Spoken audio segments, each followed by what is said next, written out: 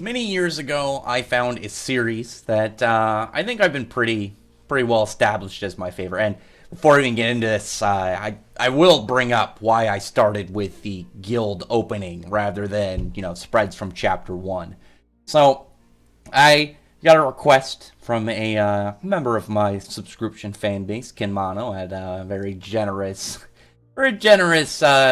donation and request for this video. So I figured, it's about time. It's one of those things that anybody who's got a channel or a theme really that they have a heavy set on, people are going to wonder, what was the beginning and really the journey along this series for you. And for me, Fairy Tail, I think personally the easiest way to really describe how the series first really stuck on me was at that opening when you have that big opening of the guild attacking Phantom Lord. And I say that because I think that's where that chapter probably was the first really defining moment for the series.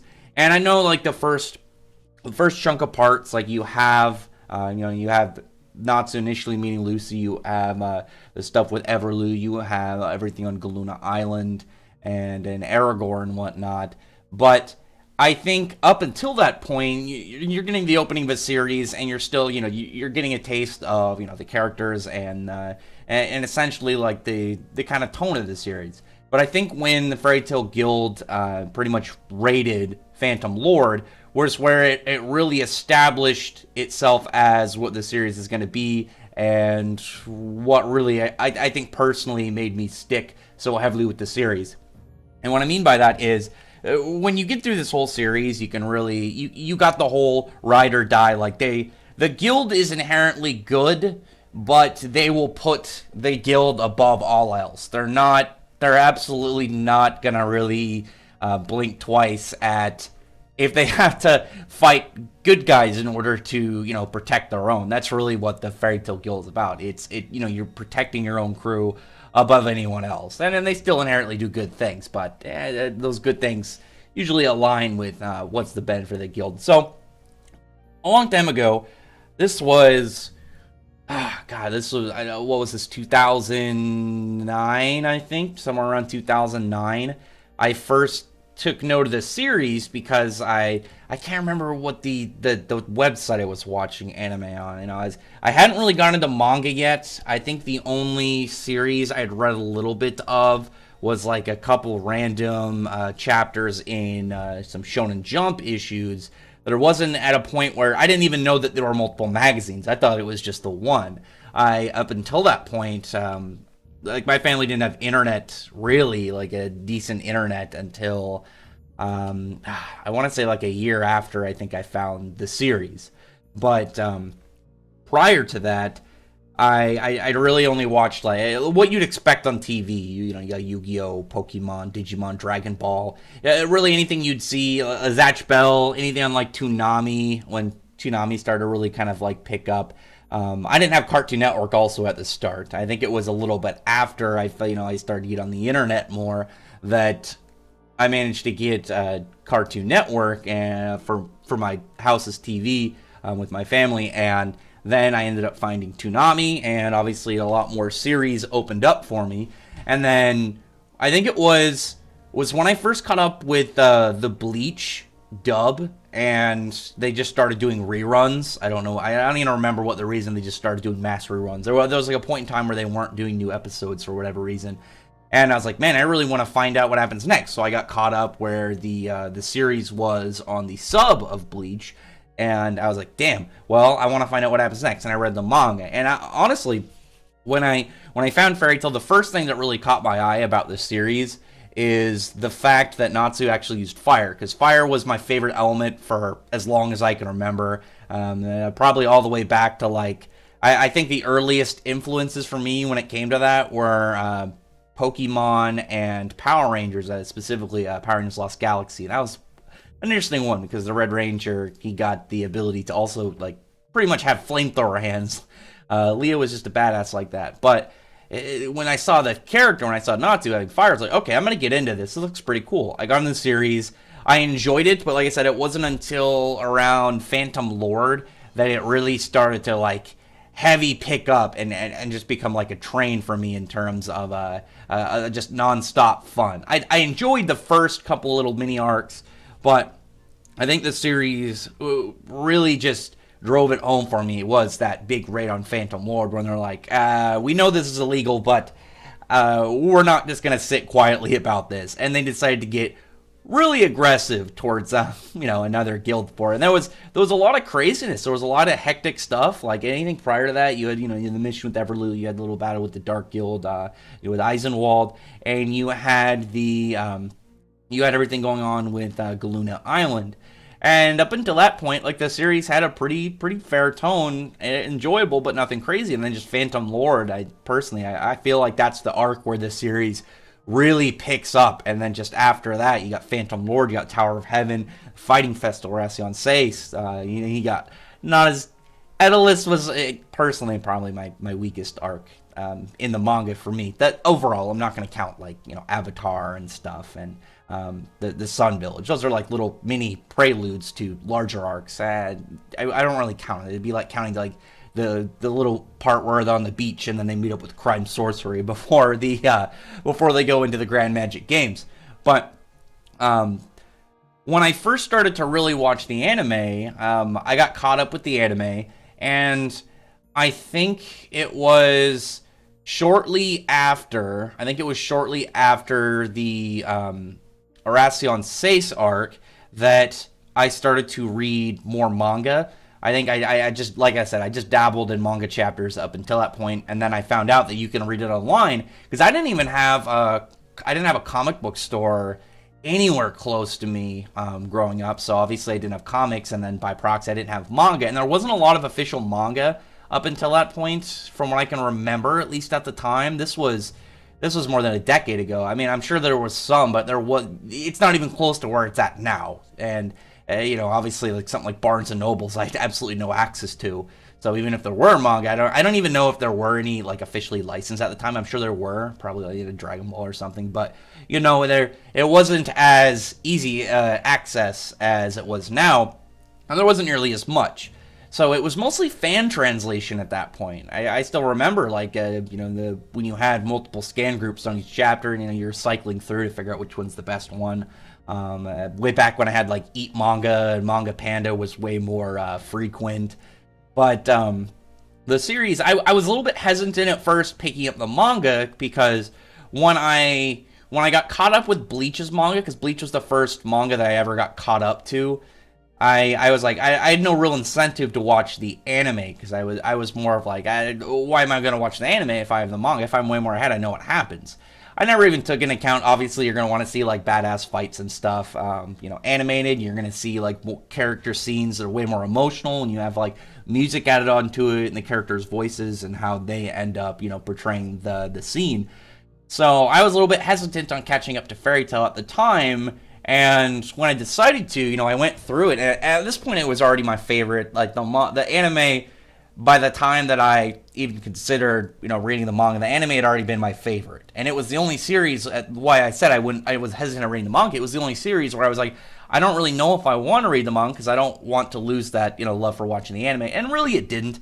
I mean, the only thing that it really changed was, instead of it being I don't know what's going to happen in this episode, it was, I can't wait for, these scenes to be animated. Which, personally, I think is a lot cooler, because then each scene has a double dose of excitement. You both get the initial response to it, but then also it's man, I can't wait to see this animated, how this is going to do. And even with the series having, not the best animation, it's still fun when you get a lot of parts seen animated. And honestly, I still think in terms of emotional scenes, they do a really good job of the music and the voice acting, really driving it home with a lot of stuff. Anything with Natsu and Igneel really always really rattled me. But the series, it just, every single character, I think personally really resonates with me. I'm able to understand a lot of them, and really kind of get what they're going through. And the fact that they're all able to keep being relevant in both story position, as well as, obviously, I know somebody's gonna complain of me bringing up, but when it comes to your power level in the series, especially when you have a series where there's a lot of action, there's a lot of fighting, it is important that characters remain relevant in the main cast. Otherwise, you end up something. I think the easiest example for me was Digimon Frontier. By I think it was like halfway through, really only the main character and his rival had really any relevance. What was it? Emperor Greymon and oh my god, I can't remember the version of Garurumon. It wasn't. I know Kendo Garurumon was his first one. I can't remember off the top of my head. I'm sure somebody can mention it. It's obviously one of the Garurumon forms. But after that point, it was really like all the other characters are just kind of there. And I think Dragon Ball is another easy example. And I don't mean that in a hateful way. It's just like when you have like the way their powers are set up, it's obviously really easy for like the main cast to get so drastically far ahead. Well, the main character to get so drastically far ahead. I think Hiroshima has done a really good job of keeping the core cast able to like keep up with like Natsu and stuff. Obviously, there's certain variables to that, like is Darius Dragon Force being way above anything else. But even when you have characters who have been emphasized, the fact that power level wise they aren't able to really keep up with a lot of the main cast, like Gajil, they have one of the most compelling character like stories. Like Gajil has come a long way, and I think when you're able to balance both that and like I said, the fighting aspect of the series, the characters have a lot more emotional weight to them. And the fact that we're this far in the series as of right now, you've gone through the entire main series, you have 2 movies, you have 2 anime arcs, both canon, you have multiple spin-offs. I think the only one that's not canon is the City Hero one, which is just an alternate world, so you can't really count that in there. But when you have all these other spin-offs that really tie it, you have all these character perspectives and their own story arcs that really play into it. Like I said, with Gajil's, like seeing Gajil go from like a scummy kind of criminal to this anti-hero like position to somebody like even up to Edalus, where he was self-conscious about not having to exceed, and you're able to see like a lot more human side to him, even though he's this badass like really strong character, like in the way he presents himself emotionally. He's got he's got some insecurities and stuff, and he's able to feel bad about something as easy as like not having a cat. And when you have that on top of like obviously Urza having this like very strong, powerful like character to her, this very courageous, very stoic woman, but at the same time you're able to show like her very vulnerable side with stuff like Jalal and her romantic perspective.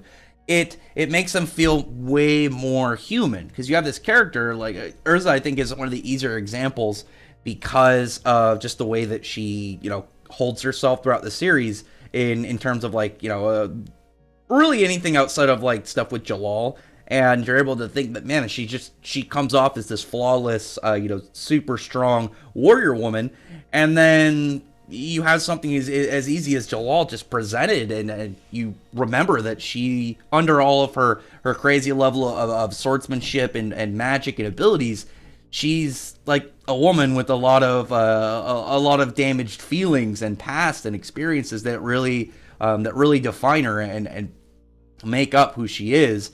And I think that when you see that even still ongoing, when you see how Hiroshima conducts his characters, they're able to still feel like they're growing. And I know that there are characters that's like that, they can have their story arc, and maybe they have like their major ones. They have a lot of like big ones where it's like, oh yeah, in this one they're going to play a big role.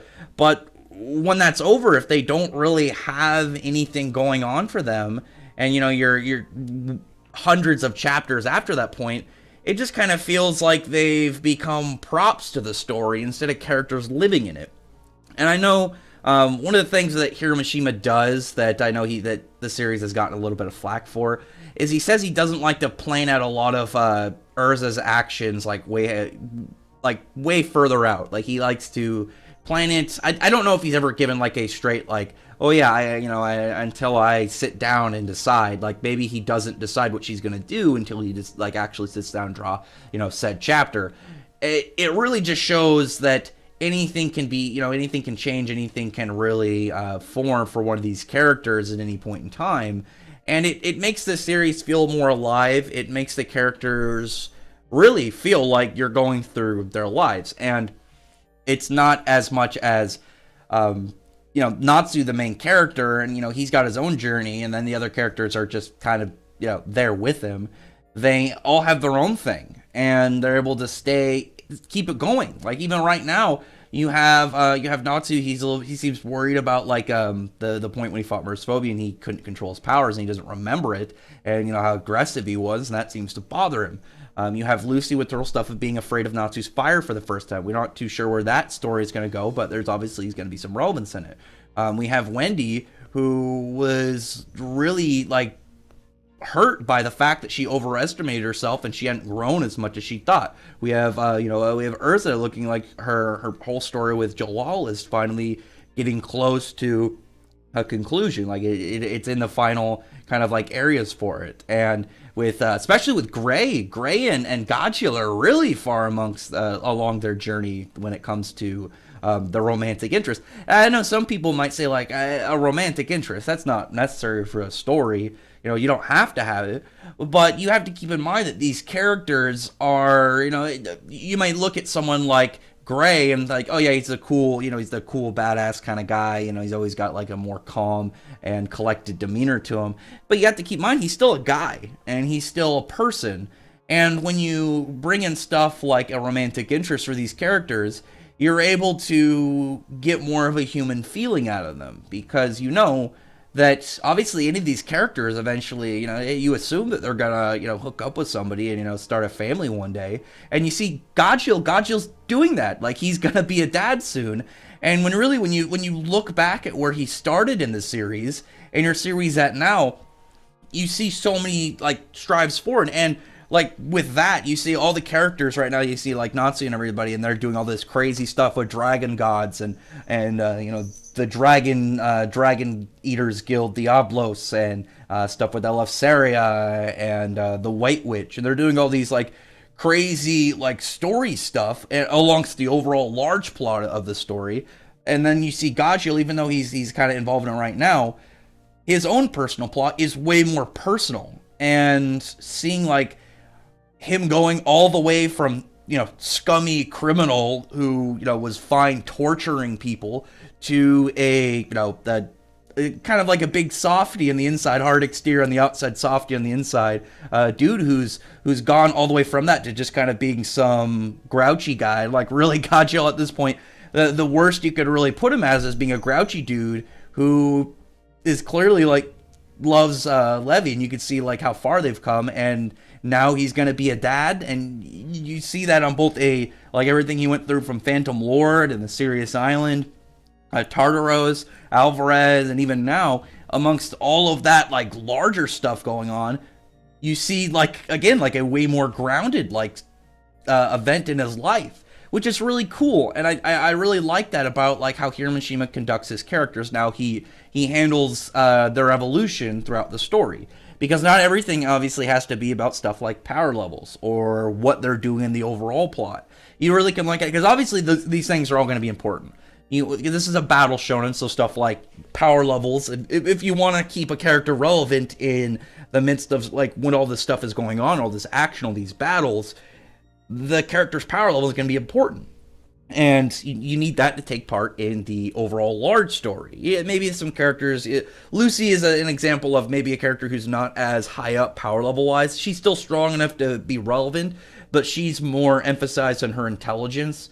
And then outside of like the overall large story position, you have their personal ones. And when you really like look at Gray, and Gray having this kind of this the only thing really keeping me from being with Juvia after like the whole initial meeting of them, to like her just kind of being like some nuisance stalker, to really him kind of like caring about her more, and then eventually like how they spent their time together between Tartarus and Alvarez, and how they got clearly bonded a lot more, and how he went down, or how she nearly went down in the fight with Invul, and how much he like realized he cared about her.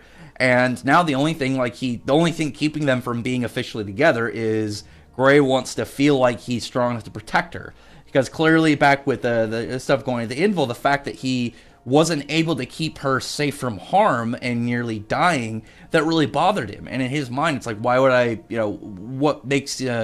What makes me think that I deserve her if I can't even do that? What would be the point of, of being with her if I couldn't keep her safe?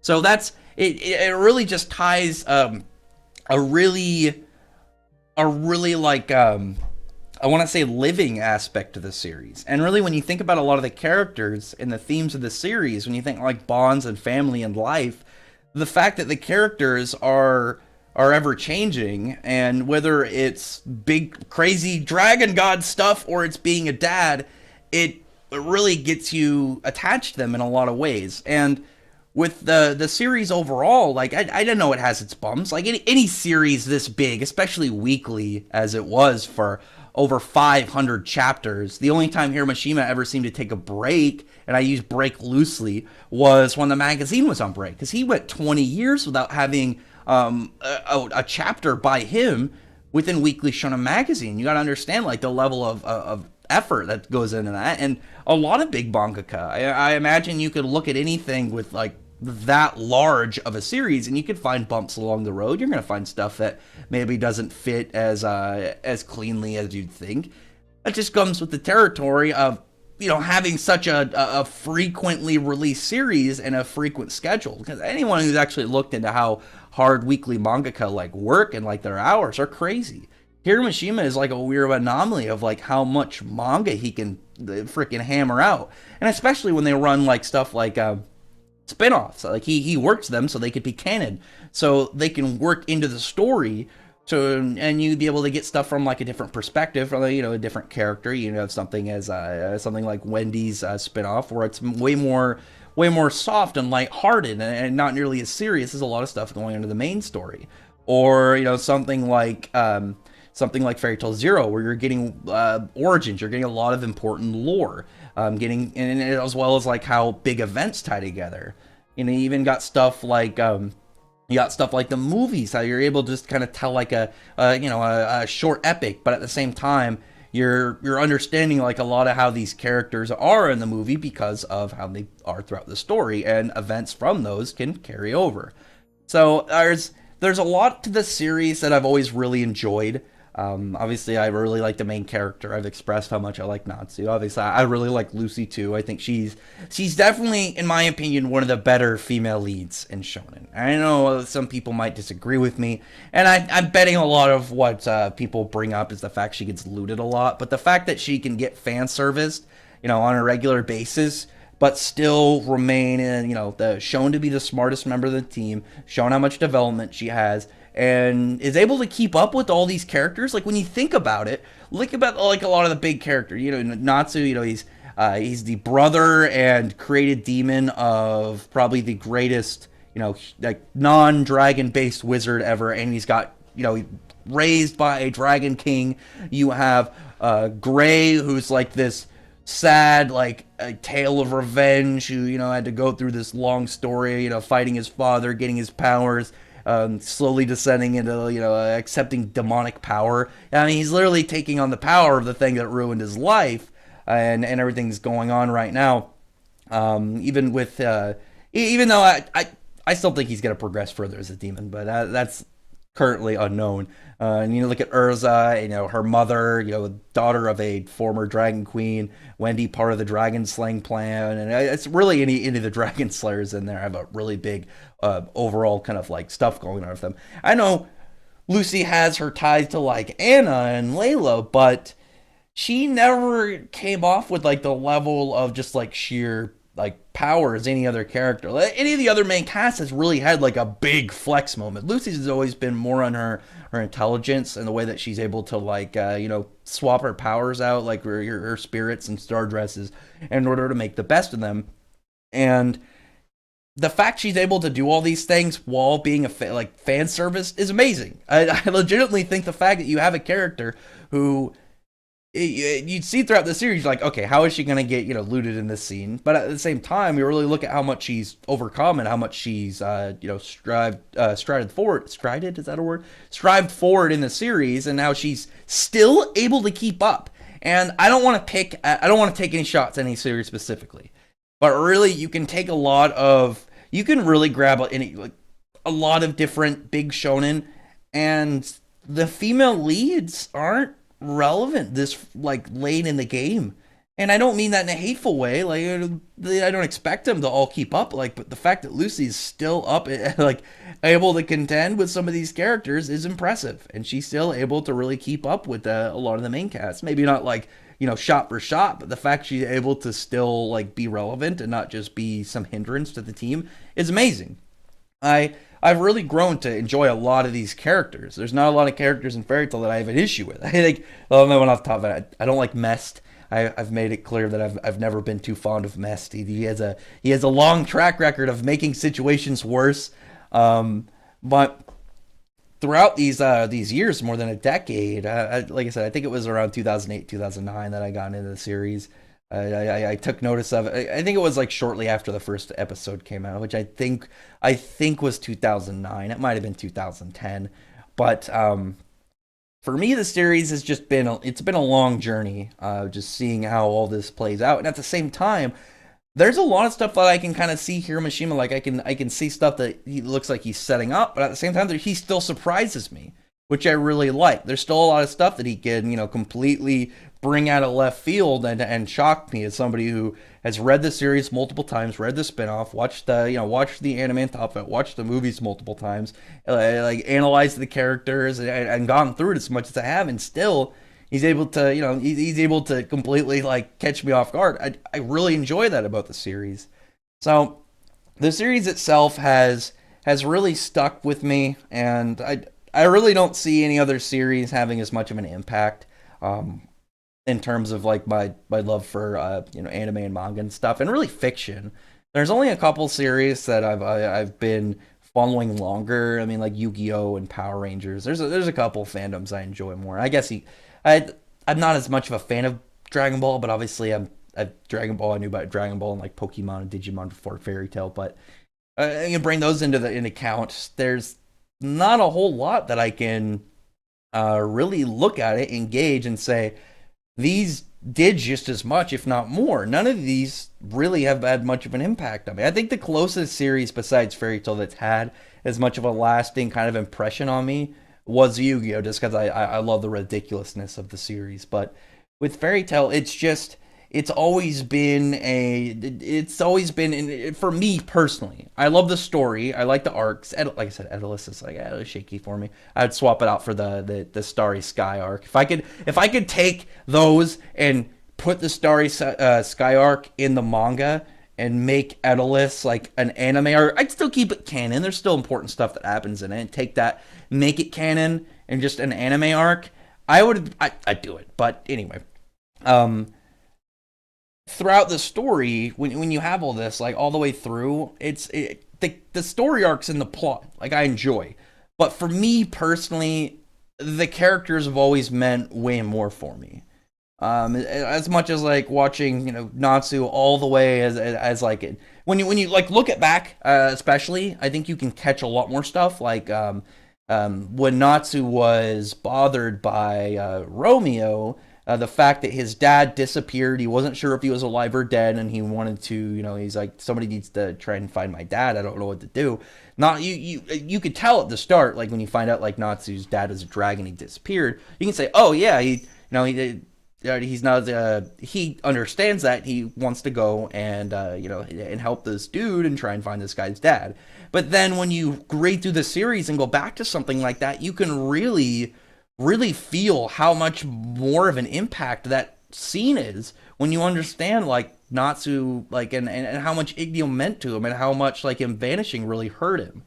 And even now, like actually there's still stuff that you can go back and really get like way more of a feel for, such as not even Natsu, like Makarov back on Sirius Island when he was trying to sacrifice himself so the guild would go away and get away from Acnologia. And he said he finally felt like he was a father.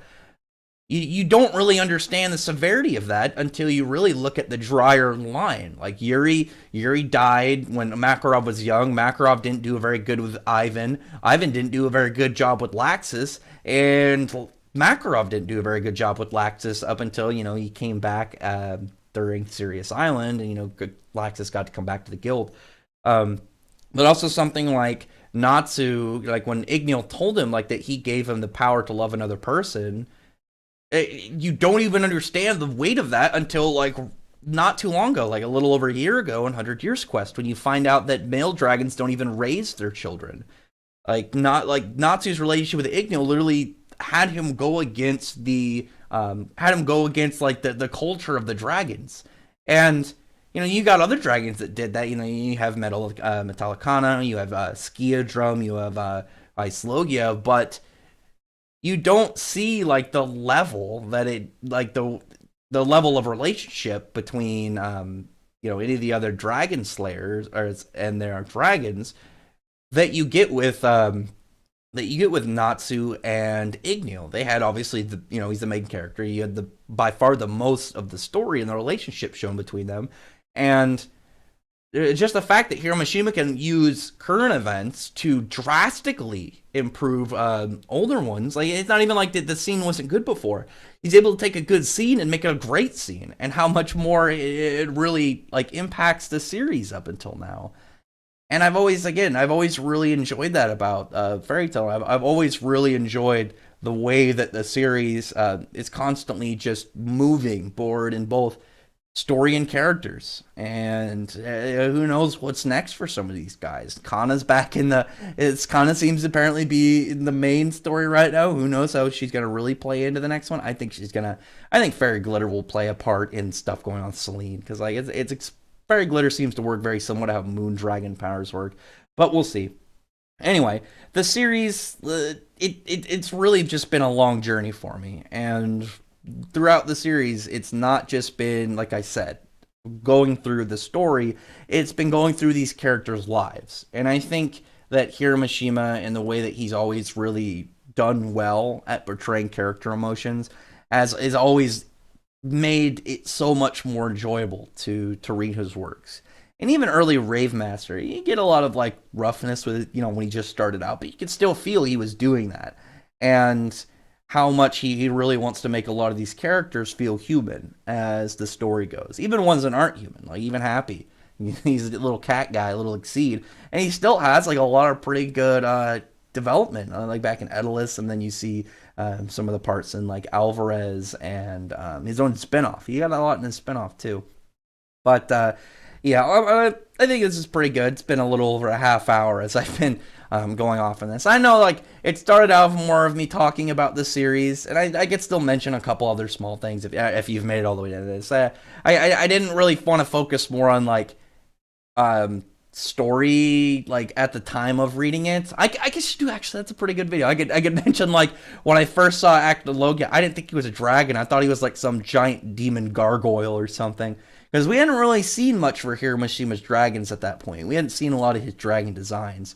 But yeah, so other than that, comment below. Tell me your thoughts are about the series. Your opinions on what I've been saying for the past half hour, and really how I've felt throughout the series entirely, and how it's impacted you. Like, do you feel similar to like how personally I feel about Hiroshima's writing style? I think it's less about the overall story and really how these characters' lives are going through said story. But other than that, comment below. Like I said, thumbs up the video, friend the like button and the subscribe button, and check out my other videos. But other than that, I appreciate everyone who's already subscribed, and I thank you all for listening. Bye.